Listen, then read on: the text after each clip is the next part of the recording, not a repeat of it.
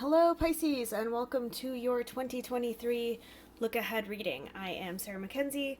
I read as Sora for Sora Sky Messages by Sora, and we are going to be doing your reading with two decks. We're going to use the Everyday Tarot by Biddy Tarot to grab a card for your sign, cards for opportunities and obstacles, cards for what you can and can't control, and a card for each month. And then we are going to go into the Bridge Witches deck by Killer Pancake Illustration and use that to get 3 cards to cover the theme of the year and also look at anything that needs clarification. While I shuffle, I am going to tell you a little bit about my 2023. Back to Killer Pancake Illustration. She is putting out another deck, and I have been consulting and researching and collaborating with her on it, and we go to Kickstarter January 10th. This deck covers folklore and urban legends from Eastern Pennsylvania, Western Ohio, and West Virginia, and we are really excited about it. The description, the very first thing you see in the description will be the link to the countdown and information. Would love it if you would check that out and share it out so that we can get this fully funded and get it to as many people as possible. Some of the add-ons include a past life reading from me using that deck once it is out, and it is largely done, so that will be exciting, but also being in the deck. There are about 20 spots. There are 20 spots, so you can sponsor a card and be in the deck. So thank you so much ahead of time. I really do appreciate it.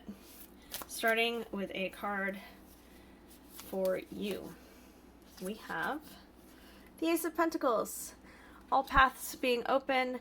The Ace of Pentacles speaks to new opportunities, an abundance of opportunities, being able to step into a new direction and having it take you where you need to go. It's an exciting place to be for opportunities. We have the Nine of Cups. That is a card of wish fulfillment. I love these together because it says that you are starting down a new path and your opportunity is to get very far down that path to where you're experiencing contentment, happiness, and for me there's also a lot of confidence to this card because you can be surrounded by all the love in the world, but if you do not believe you are deserving of it, you may have a hard time receiving it. So I love these two together because it says you will get there, and your opportunity is to just seize it. Obstacle, we have the Seven of Swords. Now, I will often talk about how I think the Seven of Swords is maligned quite a bit, but here, as an obstacle, we can go back to some of those things such as sneakiness and trickery that is associated with this card. Often, the issue I find when this comes up as an obstacle is jealousy.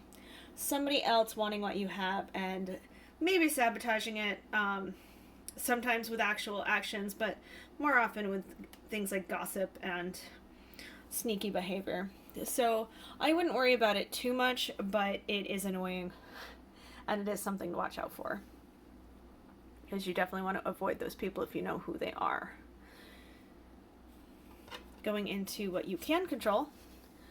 I love this. So this is the Eight of Swords. The Eight of Swords says, hey, you've been feeling trapped and stuck, but you don't need to.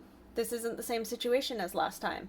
As a what you can control, it is very much whether you give in and let that cage surround you, and say, oh, there are swords everywhere, I can't go, I'm tied up.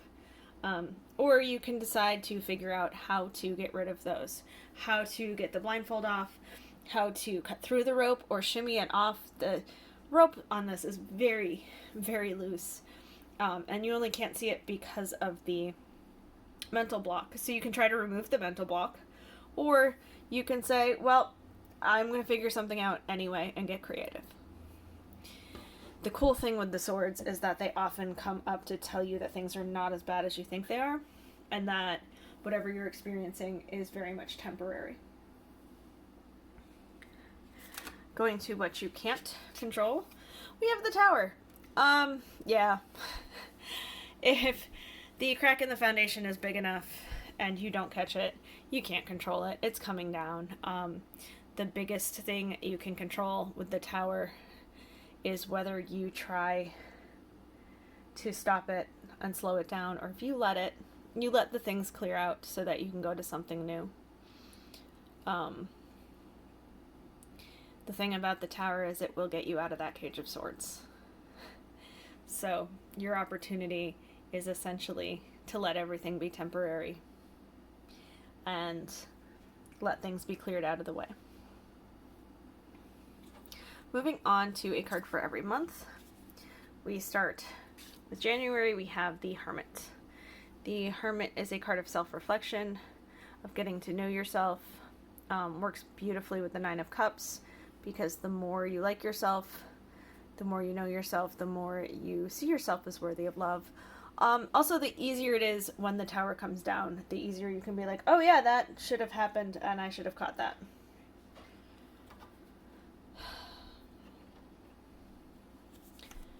February, we have the Page of Wands. This is a card that encourages you to explore, find your passions, try different things. There's messages involved. Here it kind of feels like if you get invited to a workshop, take it, even if it's not something you were planning on doing. Just learning and exploring different things and finding different interests. March, we have the Knight of Cups. The Knight of Cups is a card of seeing the bright side and seeing the world through rose-colored glasses, which is lovely, but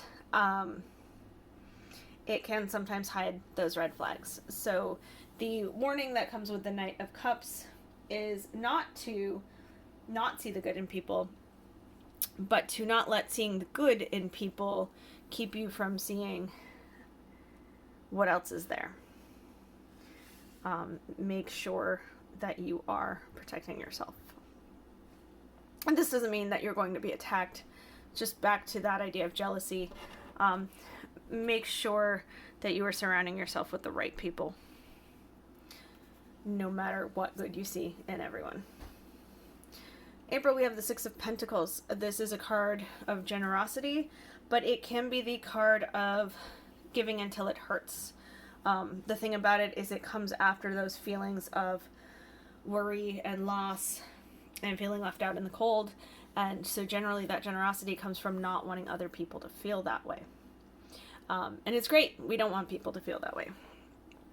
But we also don't want to feel that way. We deserve to be comfortable just as much as everybody else does. And so while you are helping people, do not get to the point where you are giving up your own safety and security.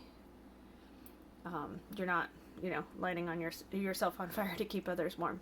Make sure that there is that balance. You see, she has the scale. Make sure you have that balance between giving and receiving. In May, we have the Queen of Cups. A very Pisces card. Very up in your feelings card. Yes, she is nurturing, but especially following the Six of Pentacles, this can be kind of the resentment of having taken care of everybody. And hopefully it is more of a compassion and empathy and turning that on yourself, but it is something to watch out for because it can be a little bit of compassion fatigue. So make sure that, like she is, you are filling your cup, whether it is with water or rainbows or whatever she has. Make sure that you are taking care of yourself, please.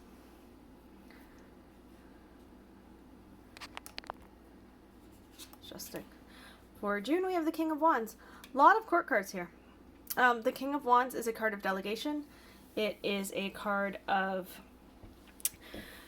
working on your strengths while letting others take care of the things that are not your strength. Back to making sure you're not the only person taking care of everyone around you. This is also kind of making sure you're not the only one doing everything. A lot of court cards and major arcana says that this will be a very social year and a year of figuring out your boundaries in terms of interactions and what you need to do and what you need not to do when it comes to other people. July, we have the Six of Swords. That is moving forward. I say moving forward, not moving on, because this isn't just about getting over something that hurt. This is about getting away from losing something that hurt. This can very much be the finding yourself and finding your footing after the Tower. Yes, everything's been cleared away, but that gives you less baggage as you go towards better grounds and better places. In August, we have the Seven of Wands. That is a card of boundaries. That is standing your ground, and standing your ground not in a disagreement and fighting kind of way, so much as in a not giving in whenever somebody tells you that the way you were doing something is wrong. The thing about that is, because we are looking at the wand cycle, that is very much about vision, and you don't achieve a vision, especially one that is unique to yourself, by doing the same thing everyone else has always done. So when this card shows up, a lot of times those things that you don't want to hear, the people that are driving you crazy, they are doing so because they think that you need to know that you could be doing this a better way. But it's only a better way to them because they don't share your vision. So when I was a wedding planner, I used to tell people, look, you're going to get a lot of advice now because weddings are so sentimental. Just say, hey, I'll take that under advisement. And you never have to think about it again. If someone pushes, you can say, that's not the direction I'm going in, but thank you. This isn't starting a fight. This is sticking to your plan. September, we have the Devil. The Devil is not a card about the devil. It is a card of overthinking or distraction. It is avoiding what you should be addressing.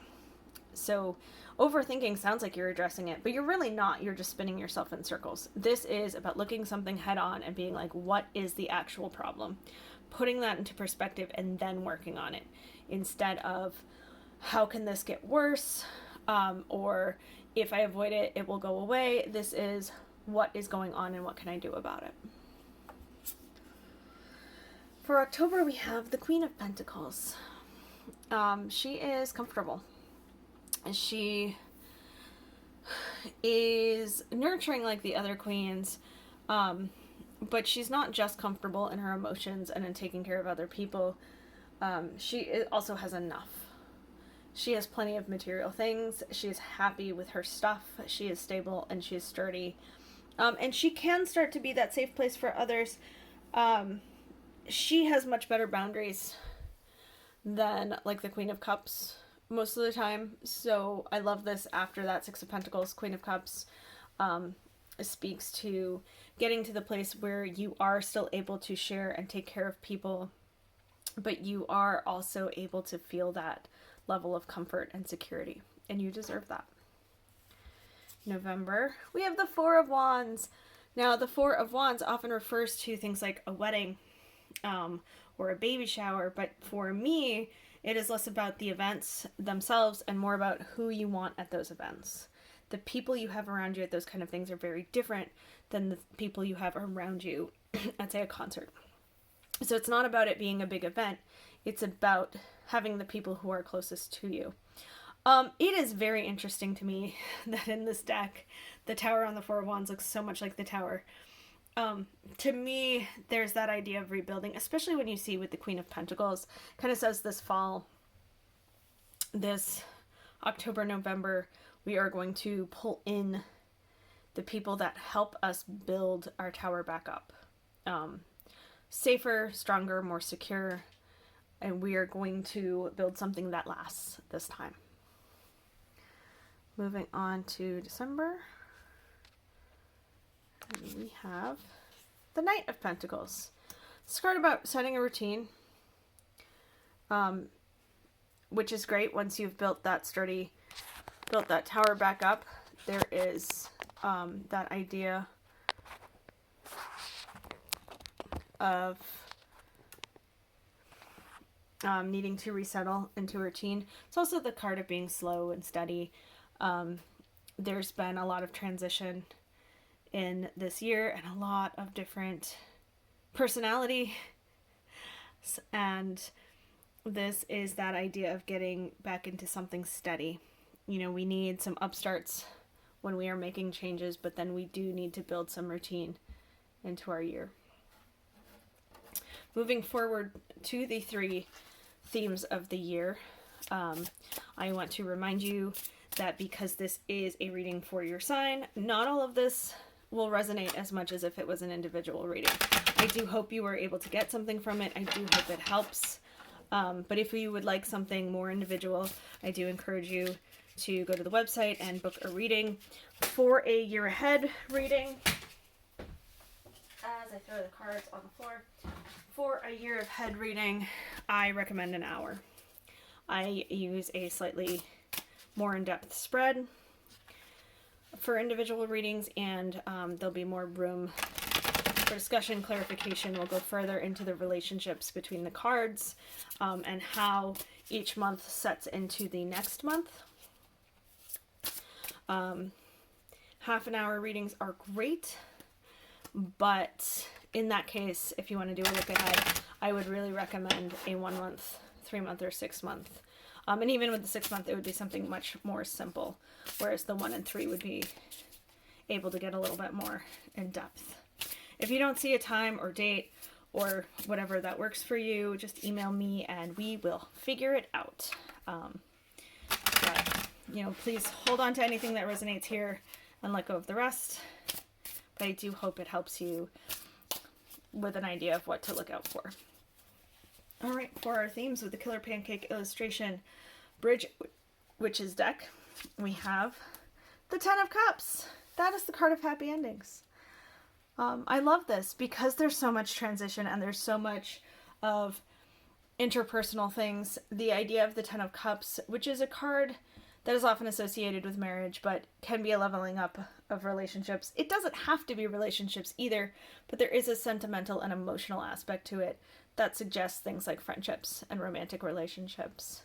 But I love that because as we build our community and get the people who shouldn't be there out, we do get closer to having that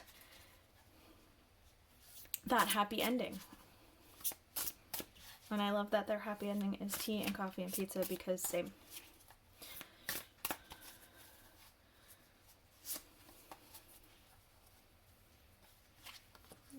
For our middle theme, or our next theme, we have the Chariot. This is a card of little decisions making big changes. This is very much reflected as we start to make changes in what we will and won't accept. We will see the success down the line from that. And then we have the 10 of Trees, or the 10 of Wands. This is the hard work but worth it card.